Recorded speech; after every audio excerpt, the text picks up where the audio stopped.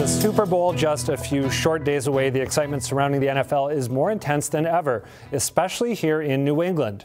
But a new report out today claims the league may be going too far in how it markets to kids, from online tools to children's television to school curriculum. The group Campaign for a Commercial-Free Childhood is behind the report. Josh Golan is the associate director and a co-author of the study, and he joins me now. Josh, welcome to Greater Boston. Thanks for having me. So you guys say that the NFL uses a 360-degree approach to market to kids. What does that mean? Well, what it means is that they are trying to get kids to interact with their brand 24/7. So they're marketing to kids online, on television, in schools, with trusted nonprofits and government agencies to target kids. And this marketing is having a number of harmful effects on kids. All right, let's get to those in a moment, but I want to ask you, say the league is facing a threat because youth participation in football is in decline due to concerns about head injuries, and that represents a threat to profits. But I'm wondering, does it really? Because my understanding is that the viewership numbers for the NFL are still off the charts. Kids might not be playing, but everyone is still watching. So are you sure that the league is facing a threat? Well, this is their response to the threat, is all of this marketing to kids. The league's research shows that 60% of its most diehard fans become interested in football during elementary school. And so what the league is doing is, because they know less kids are becoming interested by playing football, is they're targeting kids using video games, using cartoons, using marketing in schools and all these other methods. And so what you're seeing is effective marketing, and that's why the viewership numbers aren't down. Let's take a look at some of that effective marketing. One of the campaigns the NFL leads on for its allegedly positive effect on children and promotes is the Play 60 campaign. Let's take a look at one of their promotions. For the past 4 years, NFL Play 60 has been traveling the country, inspiring and helping the youth of America to be more active and healthy. Now this spring, the NFL Play 60 bus will be coming to one deserving community. It could be yours. I want to bring another voice into this conversation. Dr. Michael Rich is a pediatrician and the founder of the Center on Media and Child Health. He's better known to many as the Mediatrician. Dr. Rich, what's your take when you see that little snippet of video? Well, I think it sets up their promotion as a contest that you should vie for, that your community should want to win, and that you want to be involved in their product in that way from very early on. So I think it's good marketing. The question is, what is it marketing? Let me ask you about what it is marketing, Josh, and I'd actually love to get you to weigh in too.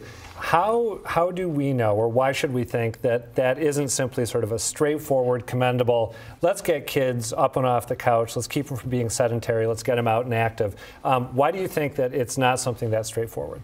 Well, one of the main reasons it's not something that straightforward is because the NFL is marketing huge amounts of sedentary screen time to kids. The average NFL game takes about 4 hours to watch, but that's not all. They're marketing cartoons to kids, they're marketing a huge number of video games to kids, they're marketing an online community to kids.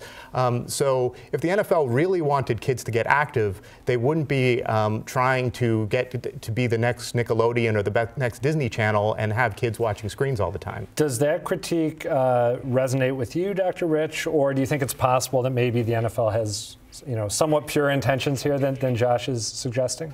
Well, I think the NFL has somewhat pure intentions, if you call mixed intentions pure intentions. In other words, their main intention is to draw attention, eyeballs, and dollars to the NFL. And they will respond to concerns levied by folks like the Campaign for a Commercial-Free Childhood and, frankly, a lot of pediatricians by creating products that look purer, if you will. I think they're going to push on all fronts, and I don't think this is purely defensive, but it is certainly trying to reach all people. Josh, you mentioned cartoons a moment ago. I hadn't even known that this cartoon NFL Rush Zone exists, but it does, in fact. Let's take a look at a snippet of it. It's sort of an uneasy marriage of two different concepts. Let's watch. Jets veteran center Nick Mangold.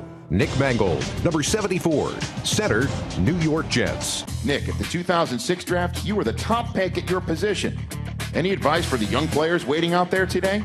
Stay strong, keep an open mind. Today begins an amazing journey. Whoa! What kind of Blitzborgs are those? The kind we fight. Super Force!